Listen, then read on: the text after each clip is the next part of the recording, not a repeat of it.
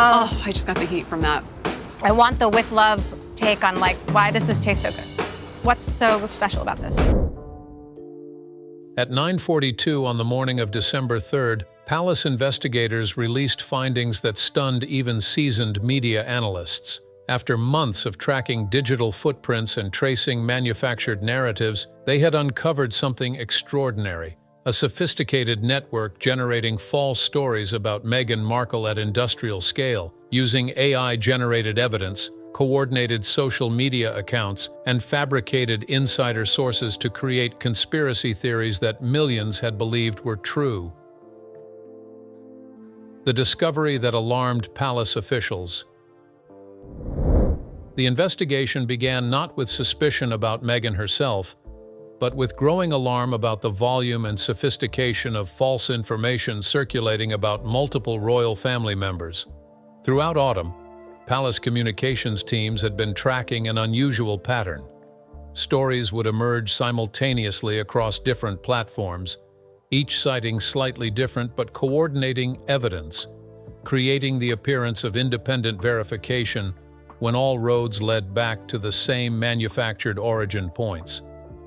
What distinguished this misinformation from typical tabloid speculation was its technical sophistication. These weren't simply unfounded rumors or exaggerated gossip.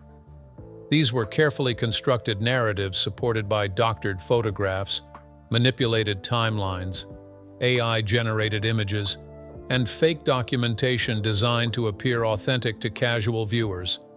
The stories spread with algorithmic precision, targeting demographics most likely to engage with sensational royal content. By early November, Princess Anne had flagged the pattern to senior palace officials. She had lived through enough media storms to recognize when something felt orchestrated rather than organic. The stories are too consistent in their core claims, while varying enough in details to appear independent, she noted during a confidential briefing. Someone is manufacturing this material systematically. The decision to launch a formal investigation was not made lightly. Palace officials understood that investigating misinformation about Meghan specifically was complicated by ongoing family tensions. Some might interpret the investigation as defensive of someone the institution had distanced itself from. Others might see it as the palace trying to control narratives about a controversial figure. But ultimately, the scale and sophistication of the misinformation network made inaction untenable. What investigators discovered over the following 6 weeks was more extensive than anyone anticipated. The false narratives about Meghan fell into multiple categories, each one designed to exploit different audience anxieties and preconceptions. Some stories portrayed her as secretly wealthy through hidden sources. Others fabricated connections to scandals she had no involvement in. Still others manipulated photographs to place her at events she never attended, creating false timelines that proved various conspiracy theories. One particularly troubling discovery involved AI-generated images that had been circulating for months. These images, created using sophisticated machine learning tools, showed Meghan in contexts that never occurred, with people she never met, at locations she never visited. To untrained eyes, especially among older viewers less familiar with digital manipulation techniques, the images appeared authentic. They had been shared millions of times, embedded in videos, and cited as photographic proof of claims that were entirely fabricated. The global reach of these false narratives alarmed investigators most. The stories weren't contained to fringe conspiracy websites. They have penetrated mainstream social media, appeared in YouTube videos with hundreds of thousands of views, and been discussed on legitimate-seeming podcasts and commentary channels. The misinformation had achieved what its creators apparently intended: widespread belief among significant portions of the public that completely false things were documented truth. BBC, when briefed on the investigation's preliminary findings, described the situation as representing a concerning evolution in royal misinformation, where traditional gossip has been replaced by industrially produced false narratives using cutting-edge manipulation techniques. Sky News noted that the sophistication suggested organized effort, rather than individual conspiracy theorists working independently. What made the palace's position particularly delicate was that the primary target of this misinformation network was someone the institution had itself distanced from. Defending Meghan against false allegations while maintaining institutional boundaries around her actual relationship to the family required careful navigation. The palace's interest was not in rehabilitating Meghan's reputation specifically, but in exposing the dangerous machinery of digital misinformation that threatened everyone, royal and non-royal alike. Inside Buckingham Palace, senior officials debated whether publicly releasing investigation findings would help or harm the broader situation. Some argued that exposure would simply draw more attention to false narratives, amplifying them through the very act of debunking. Others countered that allowing sophisticated misinformation networks to operate unchallenged set dangerous precedents for how truth could be manufactured and weaponized in the digital age. King Charles, briefed on the investigation's scope, recognized that the decision transcended family dynamics. "This is not about defending or attacking any individual," he said during a private meeting. "This is about whether we allow organized falsehood to replace documented reality. If we remain silent while such networks operate, we surrender truth itself." By late November, the decision was made. The palace would release a comprehensive report detailing how false narratives about Meghan had been manufactured, how they spread, and what evidence existed for each major category of fabricated claims. The report would not defend Meghan personally, but it would defend the concept that truth mattered, that evidence was distinguishable from fabrication, and that institutions had responsibility to expose coordinated misinformation even when targets were controversial figures. The network of manufactured stories. The investigation's methodology revealed how modern misinformation operates with industrial efficiency. Palace investigators, working with digital forensics experts and media analysts, began by identifying the most widely circulated false claims about Meghan. They then traced each claim backward through its dissemination network, identifying original sources, amplification mechanisms, and the technical tools used to create supporting evidence. What they discovered was a sophisticated ecosystem. At its center were approximately 15 to 20 accounts across various platforms that consistently originated new false narratives. These weren't random conspiracy theorists sharing wild theories. These were coordinated operators who understood algorithms, audience psychology, and the technical skills required to create convincing fake evidence.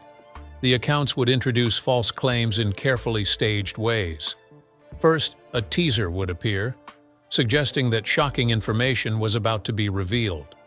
This generated anticipation and primed audiences to be receptive.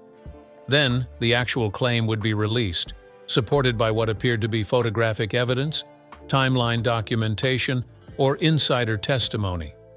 Finally, a network of amplifier accounts would spread the content rapidly, creating the appearance of viral organic interest rather than coordinated promotion. One particularly egregious example involved a series of photographs purporting to show Meghan at various exclusive events in her pre-royal life, supposedly demonstrating secret wealth or hidden connections. Digital forensics analysis revealed that every single photograph had been manipulated. Some used AI face-swapping technology to place Meghan's face onto other people's bodies. Others were genuine photos of Meghan, but with backgrounds digitally altered to change location or context. Still others were completely AI-generated images that never existed as actual photographs. Princess Anne, reviewing examples of the manipulated imagery, was struck by how convincing the fakes appeared at first glance. Without specific training in detecting digital manipulation, I would have accepted these as authentic, she admitted. That is what makes this so dangerous. The technology has reached a point where fabrication is indistinguishable from reality for most viewers. The investigation also uncovered the financial incentives driving the misinformation network. Many of the accounts generating false narratives were monetizing content through advertising revenue, subscription services, or promotional partnerships. Creating sensational false stories about high-profile figures like Meghan generated clicks, views, and engagement that translated directly into income. Truth was irrelevant to the business model. What mattered was attention, and fabricated scandals generated attention more reliably than mundane reality. Catherine, who had herself been targeted by similar misinformation campaigns, recognized patterns she had experienced personally. During a briefing at Kensington Palace, she pointed out how the false narratives about Meghan employed the same techniques used against her, taking genuine photographs and creating false context, manufacturing quotes that were never actually spoken, and building elaborate timelines that seemed plausible but contained small fabrications that undermined entire narratives. "The cruelty is in the details," Catherine observed. "They include enough verifiable facts to make the lies seem credible. A real date, a real location, a real event.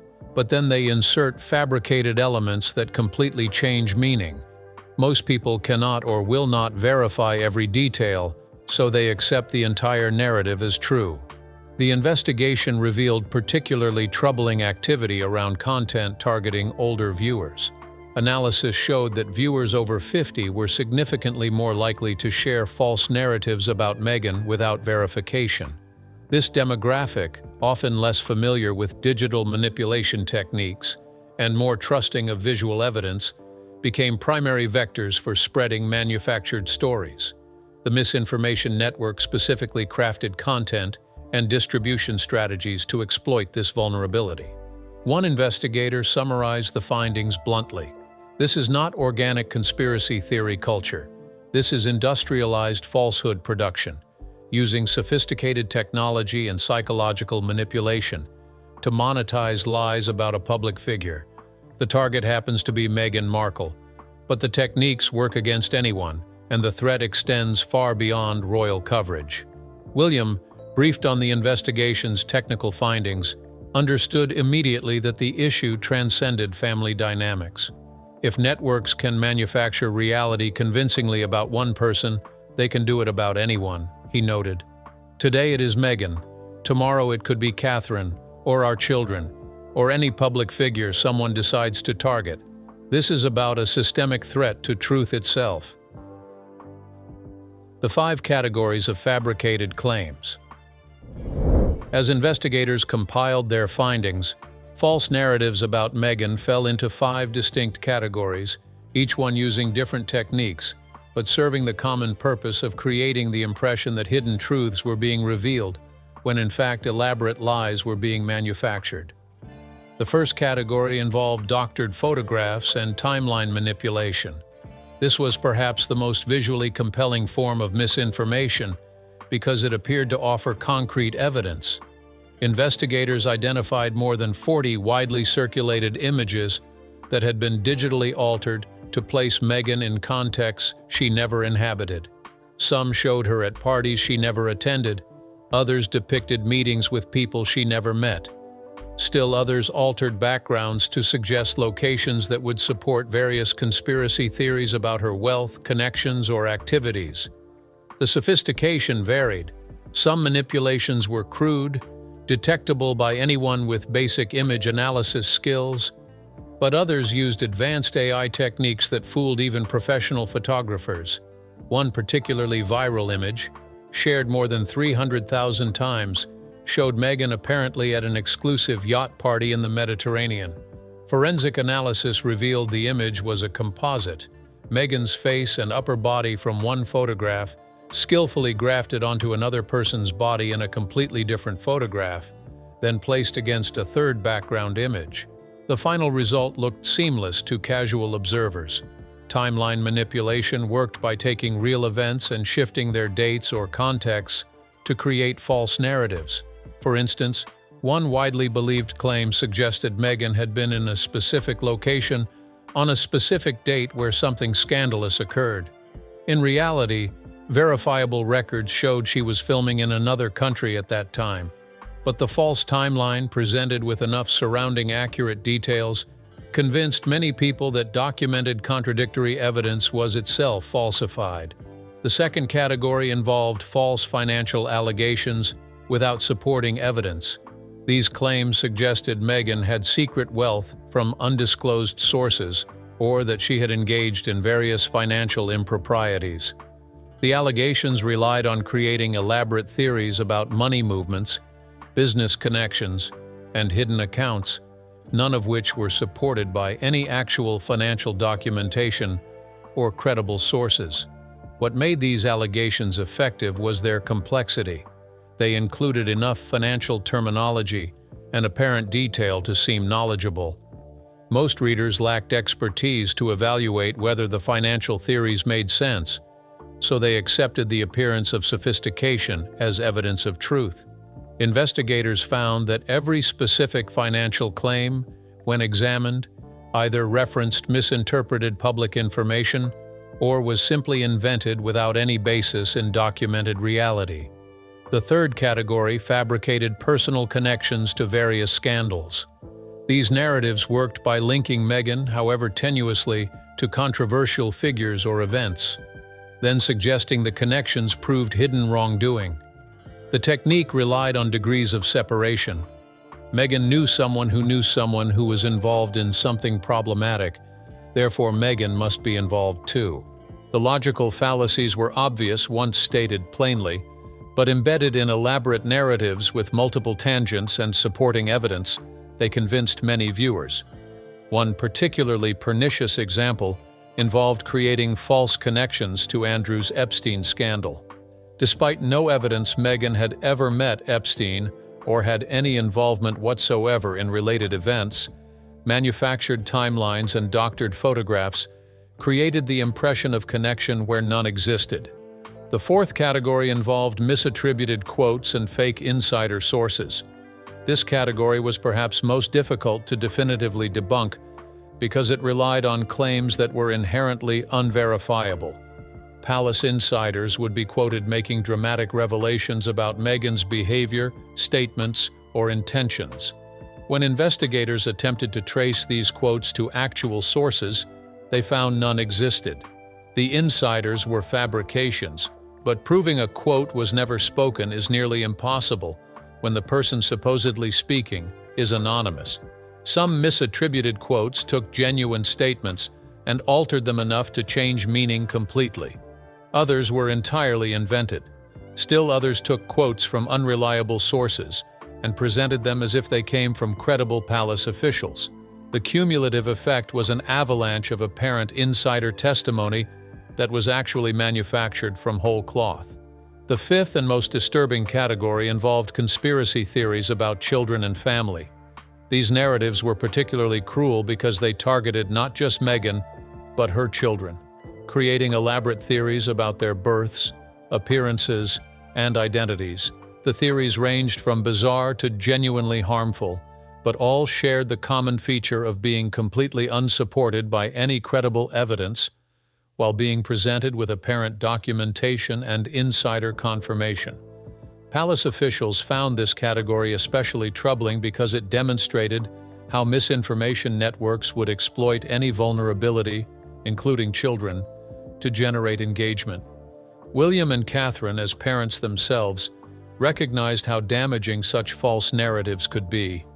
"These are not abstract conspiracy theories," William said during a briefing. "These are attacks on real children that will follow them throughout their lives unless we expose how completely fabricated they are." As investigators compiled examples from all 5 categories, the scale of manufactured falsehood became overwhelming.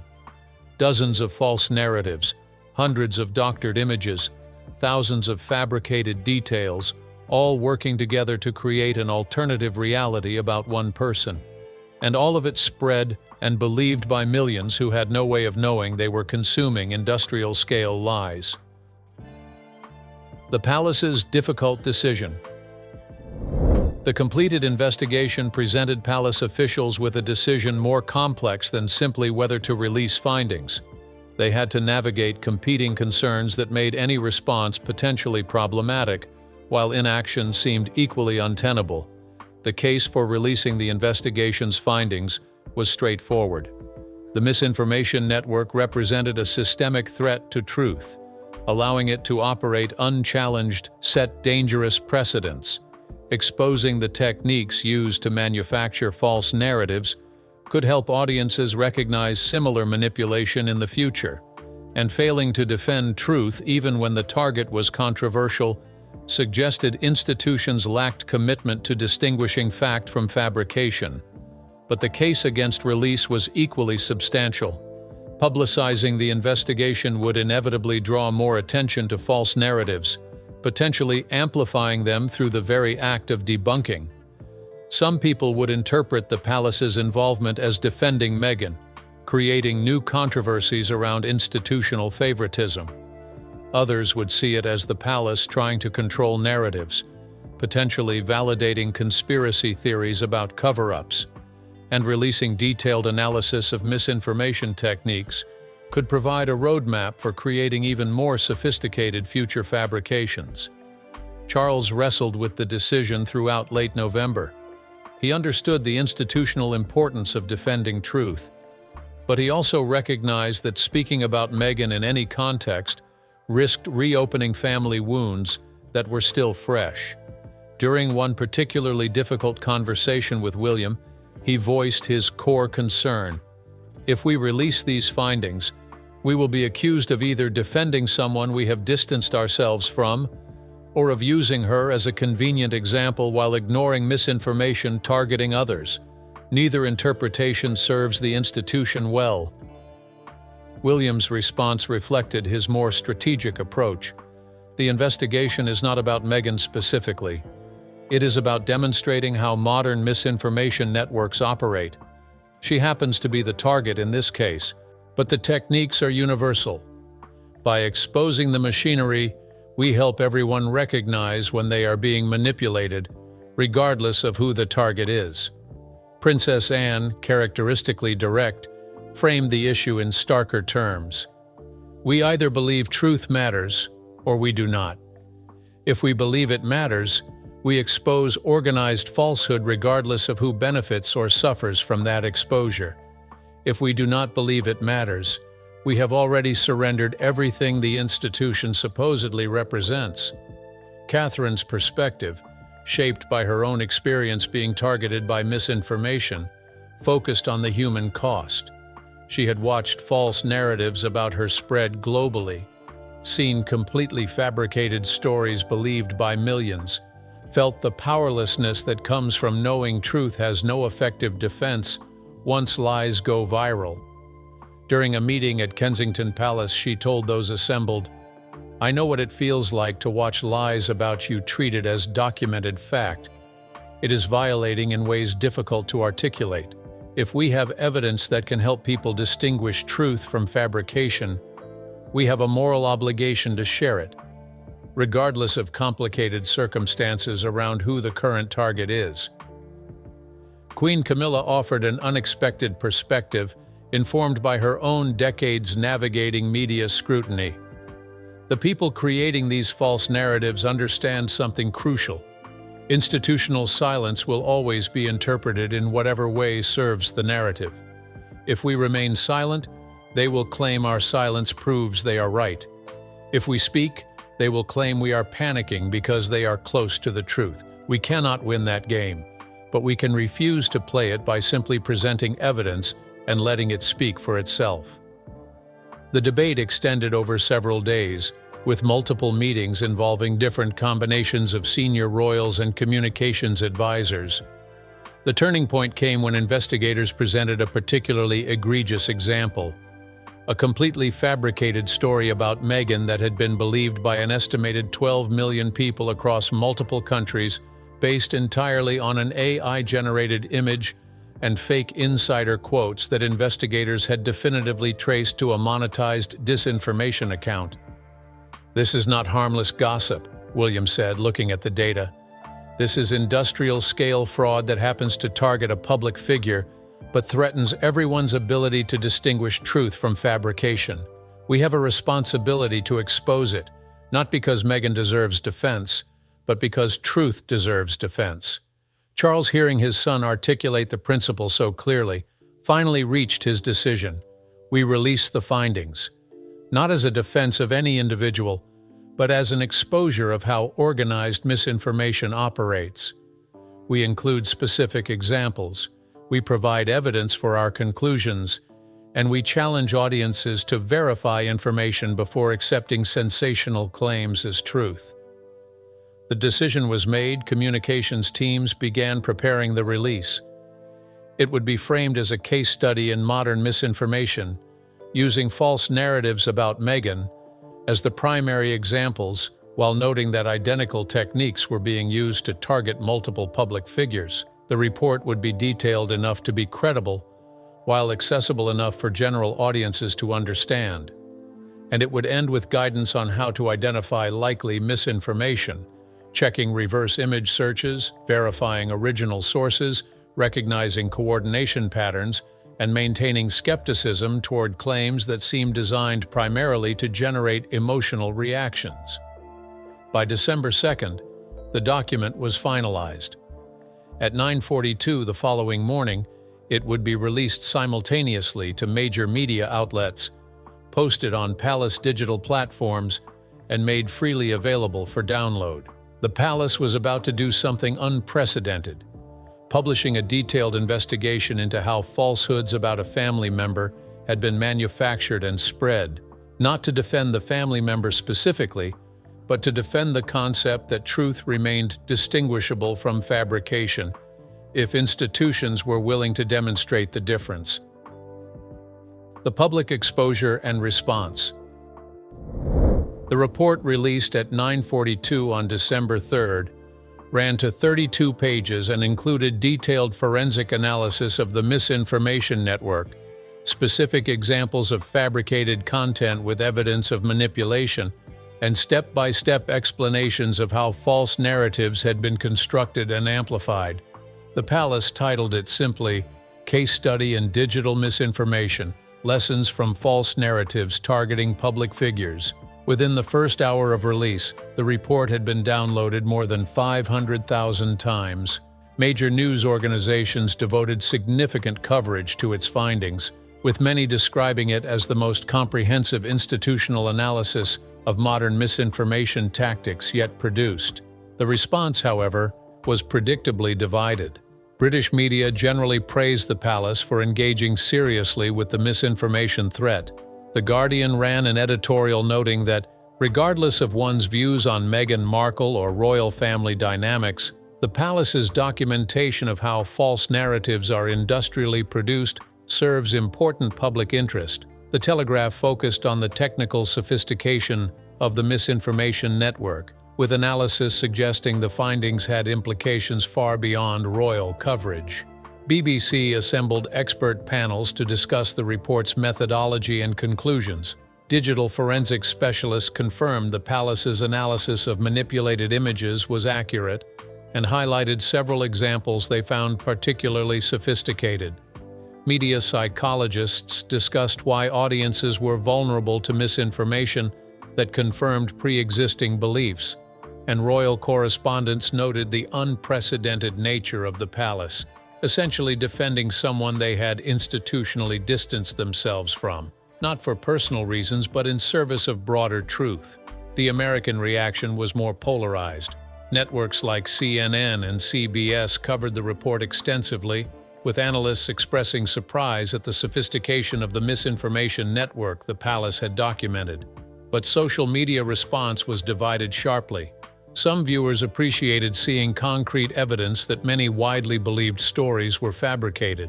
Others accused the Palace of trying to control narratives and questioned why they would investigate misinformation about Meghan specifically, unless attempting to manipulate public opinion. The report's most immediate impact was on the misinformation network itself. Several of the accounts identified as originating false narratives were suspended by various platforms within hours of the report's release. Content that had been viral for months was suddenly flagged as containing manipulated media, and audiences who had previously accepted sensational claims at face value began questioning whether what they were seeing was authentic or manufactured. But the report also triggered exactly the backlash palace officials had anticipated. Some conspiracy theorists claimed the investigation itself was fabricated, that the debunking was actually an elaborate cover-up, and that the palace's involvement proved how threatening the real truth must be. This response was inevitable and unsolvable. No amount of evidence can convince those whose beliefs are not based on evidence in the first place. Harry and Meghan's response, delivered through their representatives in California, was carefully calibrated. They acknowledged the problem of misinformation, but noted that they had been raising concerns about false narratives for years without institutional support. Their statement suggested the palace's sudden interest in debunking falsehoods about Meghan felt selective, given years of allowing other false narratives to flourish, unchallenged. The subtext was clear. Why defend her reputation now when the institution had declined to do so when she was a working royal? Palace officials had anticipated this response and had built language into the report addressing it directly. The investigation, they noted, was not defending any individual's reputation, but exposing techniques used across multiple campaigns. They included examples of similar misinformation targeting William, Catherine, and other royals, demonstrating that the threat was universal. The focus on Meghan reflected the current scale and sophistication of false narratives in her case, not selective institutional concern. Princess Anne, when asked about the report during a public engagement, offered her typical brevity. Truth matters, demonstrating how it is systematically obscured matters. The report speaks for itself. It was vintage Anne, economical with words but absolute in conviction. King Charles issued no public statement, but sources indicated he felt the palace had fulfilled its institutional responsibility. Exposing organized misinformation was more important than any personal complications around who benefited from that exposure. Whether the report would change how audiences consumed royal coverage remained uncertain, but at minimum, the evidence was now public record. By evening, as December 3rd drew to a close, one truth had emerged. The palace had produced the most comprehensive institutional analysis of royal misinformation ever released. Whether it would reduce the problem remained to be seen. But it had established a precedent. Institutions had responsibility to defend truth, even when doing so created uncomfortable complications, even when the beneficiaries were controversial, even when the battle against falsehood seemed impossibly difficult. The battle against digital misinformation. As the immediate reaction to the palace's misinformation report settled into longer-term analysis, a more profound question emerged. Why had false narratives about Meghan spread so effectively in the first place? The answer revealed uncomfortable truths about modern media consumption, human psychology, and the structural incentives that reward falsehood over accuracy. The report itself addressed this question in its final section, noting that misinformation about royals exploited several psychological vulnerabilities simultaneously. First, the fundamental human attraction to scandal and hidden truth. People wanted to believe that behind public appearances lay secret realities, and misinformation networks provided exactly those secrets, fabricated but convincingly presented. Second, confirmation bias made audiences particularly receptive to false narratives that aligned with pre-existing beliefs. Those who already viewed Meghan negatively were primed to accept sensational claims without verification. Those who viewed the palace as oppressive were primed to accept that it might fabricate evidence. Each side consumed misinformation that confirmed what they already believed, rarely questioning whether supporting evidence was authentic.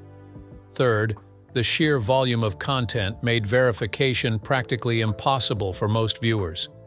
When confronted with dozens of claims, hundreds of images, and thousands of supporting comments, most people lacked time or expertise to verify each element.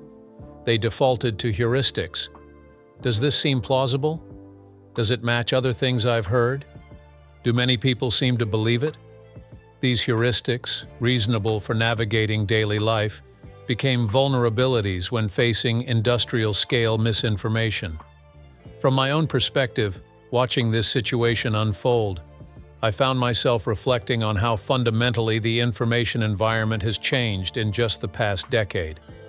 Previous generations faced challenges distinguishing truth from rumor, but the tools available for manufacturing convincing falsehood were limited.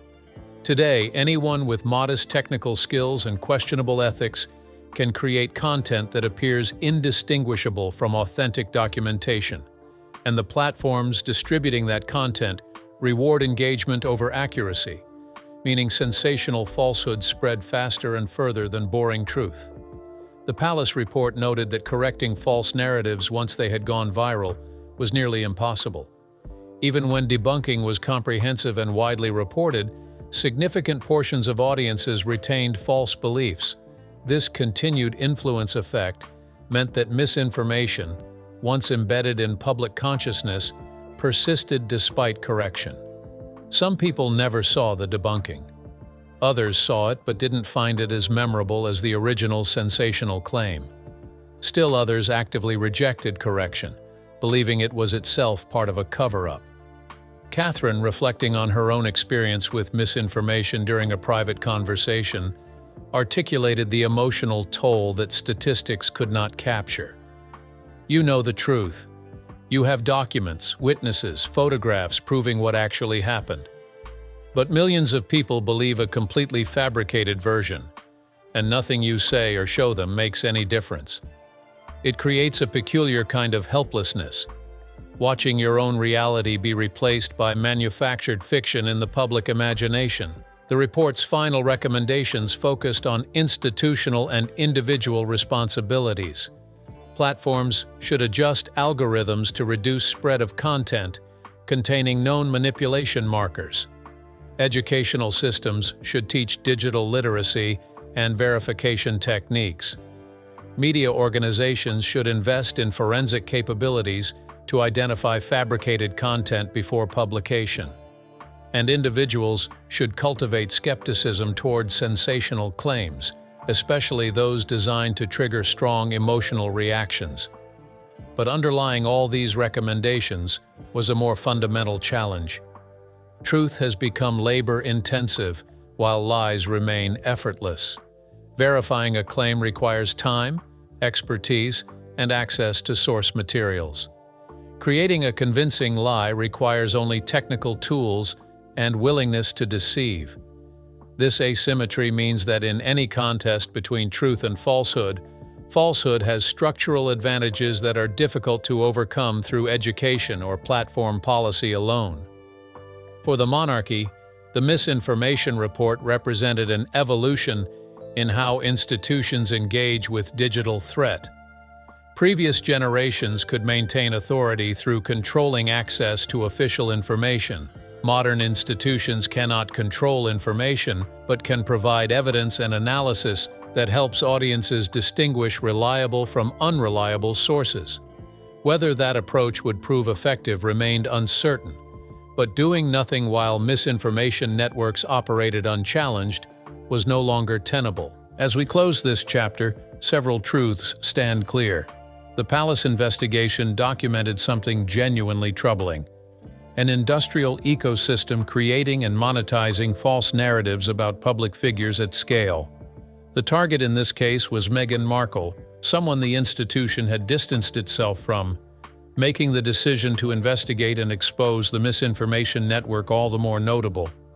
The Palace chose to defend truth even when doing so created complicated optics, even when the beneficiary was controversial, even when easier options existed. But the investigation also revealed how difficult truth defense has become.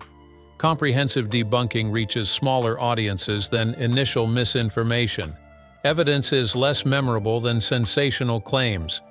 And for some viewers, institutional involvement in exposing falsehood becomes suspicious, a sign that the truth must be even more scandalous than what was being claimed. Thank you for staying with this story. In the end, the Palace investigation was not about defending Meghan Markle specifically, though she was the primary target of the misinformation network examined. It was about demonstrating that even in an age of easy fabrication and viral lies, evidence still exists. truth remains distinguishable from falsehood, and institutions have responsibility to expose organized deception, even when doing so creates uncomfortable complications. Whether that demonstration changes how audiences consume information remains to be seen. But the evidence is now public record, and that matters more than any immediate reaction could suggest.